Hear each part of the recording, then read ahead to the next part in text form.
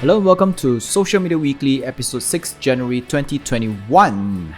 The first episode of a new year, hopefully a better year. Social Media Weekly is brought to you by Virtual Palace Marketing, rehumanizing your marketing experience. My name is Sean. Welcome back to, I do hope that your Christmas and New Year celebrations were amazing. I had a great time hanging out with friends. That's all I can ask for. In any case, let's head on to the news of the week. Quibi might be sold to Roku. You may not know both the names, but they matter quite a bit.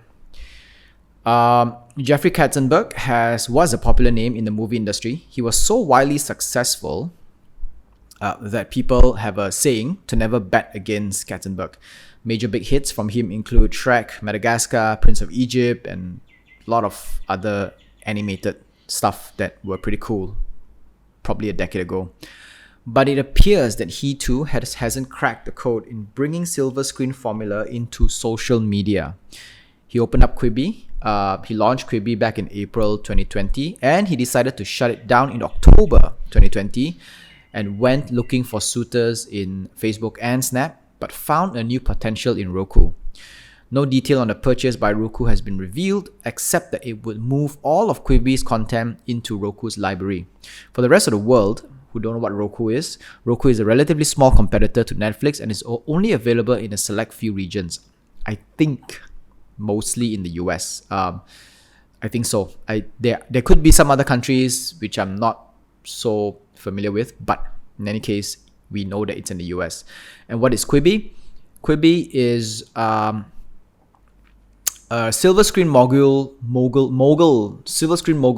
attempt at bringing silver screen like movie films and traditional formats into social media. So he brought a lot of famous actors to create short films, maybe 10-minute clips or 5-minute clips, and brought it into Quibi and charged about $5 a month subscription. And that didn't fly well because, it makes sense because all the competitors are giving it away for free. So I think the other thing was also that they didn't persevere long enough. I mean, from April to October, that wasn't exactly. I guess somewhere along the line, someone told them that was not worth the effort, or maybe he spent too much money and he's more interested in returning the money, all the loan money or all the investment monies to people. I don't know what was his real intentions of just, running it for a few months and then calling it quits after. But in any case, there will be no more Quibi and we won't get access to Roku anyway, so we won't know what's happening there. Instagram again failed to take advantage of Top 9. Top 9 is a feature that sums up the top 9 most liked posts on a person's Instagram account. I'm sure you have all seen this, and it's usually done using third-party apps rather than Instagram themselves. Whenever we allow third-party apps to pass through all our posts, we are subjected to unnecessary privacy issues. That includes them sifting through our data. So the first prerequisite of generating the top 9 is that your posts need to be public. It cannot be private. So that already means that the third-party company using it needs public access to all these things. And private means someone who is not in your follower list cannot see all your content. And if it was from Instagram themselves, they can still be able to generate top 9 without you converting your account into a public account, right? But because it needs to be a public account, that means that there are certain data or certain information that goes against the privacy of private accounts. I guess in any case, Instagram has been dropping the ball on this for many years. Top 9 is one of the greatest singular most viral thing that happens every single year, starting from maybe beginning of December all the way till the end of December. Everybody posts this and every year, and it's so consistent and it gets everywhere.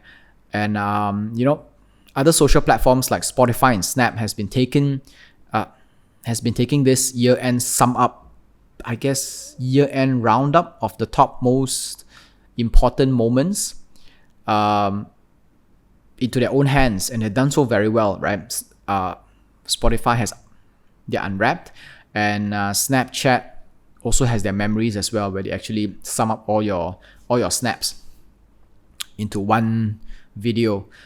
It's weird that Instagram, for so many consecutive years in a row, fails to provide such a viral season with a built-in feature that clearly works. And if I'm Instagram, I'm gonna put people up there. It's not difficult to do anyway, right? You just use your algorithm to drop the top 9. It's just top 9, the most liked. The formula is already there. All you need to do is do it, Instagram. And then you give us a button, press it, then we get it. Snapchat releases MMO Paint game called Bitmoji Paint.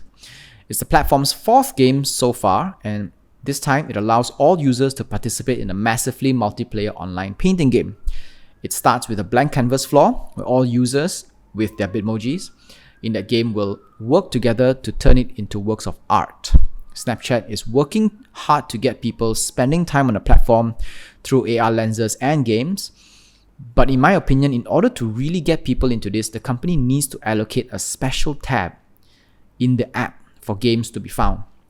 It's a bit difficult to find and discover half the games using lenses right now. The AR lenses are so powerful that there's so many things that you can do with it. But the problem is that it is all jumbled up in one place, and there is no proper discoverability, right? If we're able to easily discover things, types of AR lenses or games that are found in AR lenses as games rather than AR lenses, we already know that Snapchat equals AR lenses, right? So if you have games that use AR lenses, they can still be games. They are better categorized as games rather than AR lenses. So it would make more sense if Snapchat were to actually like pull this thing out and put it aside, create a new tab for it, and so everybody will know where the games are and actually be able to play the games. Another thing Snapchat needs, in my opinion, in this game would be virality.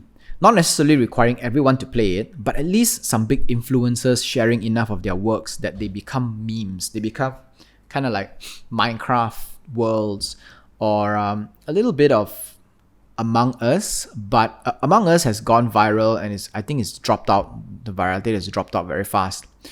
That's what happens when games don't have a lot of depth.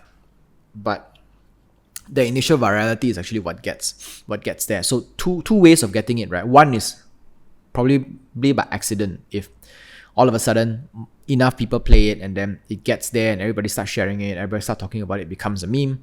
Another one is if you get certain key influencers to play it, to share the content, and people know what it is, and then they feel left out if they don't play it as well. A little bit of Animal Crossing kind of style. Twitter buys Breaker to build Spaces. The title is a mess of nouns that don't make sense. Let me explain. Early last month, Twitter announced that they are rolling out a new social platform called Spaces, which is centered around audio.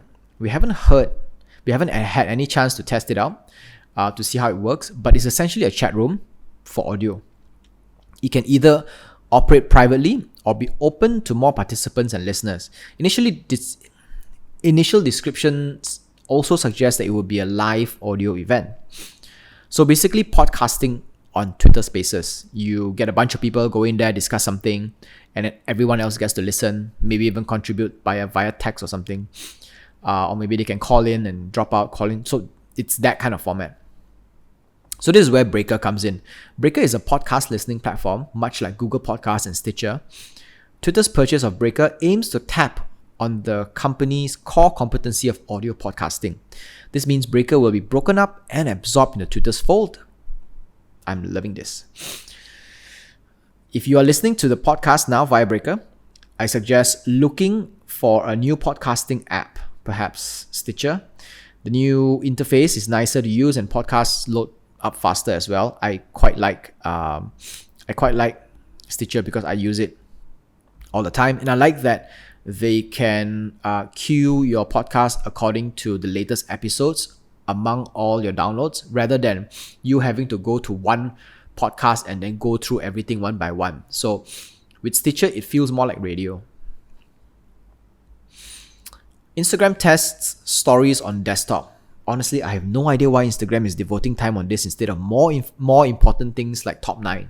But here it is. Instagram is working on bringing stories onto desktop for the minute count of users who are probably using Instagram on desktop. I don't know. I mean, if you know anyone who's doing it, let me know. It will feature a carousel style line of cards that allows us to see upcoming and previous scene stories on a side horizontal basis. So it's kind of like work from left to right, right to left. Perhaps it's a way for them to test out the interface before bringing it to apps. Instagram stories has been seeing greater engagement than posts for quite a while now. While it makes sense for Instagram to give stories more screen real estate, posts show more ads. Because for stories, you only see one ad after each person's set of stories are over at that time. For posts, everybody posts one by one, and after each post, after 3 posts, you see one ad. So even if that 3 posts is from one person, you get to see one ad after that. If it's stories, if one person posts like 110 stories, let's say, not 100, 10 stories, you only get to see ads after the 10th story is over when you're switching between users. Whereas for Snapchat, it's consistent. Even if a person posts multiple snaps, right? In between a few number of snaps, you will get an ad. So that is consistent. Maybe Instagram should switch to that format instead, which is, well, don't think that I'm giving them ideas on adding more ads into stories, but if Instagram knows what they're doing, this is what they will do. In any case, that's all for Social Media Weekly this week. Social Media Weekly podcast available on Anchor FM, Google Podcasts, Apple Podcasts, Spotify, and more. Our full videos are available on YouTube, and we post bits and clips on Instagram and Facebook, which I haven't been doing quite lately. I think I want to start doing again. That's all for Social Media Weekly, episode 6 January 2021. My name is Sean. Stay safe. Au revoir.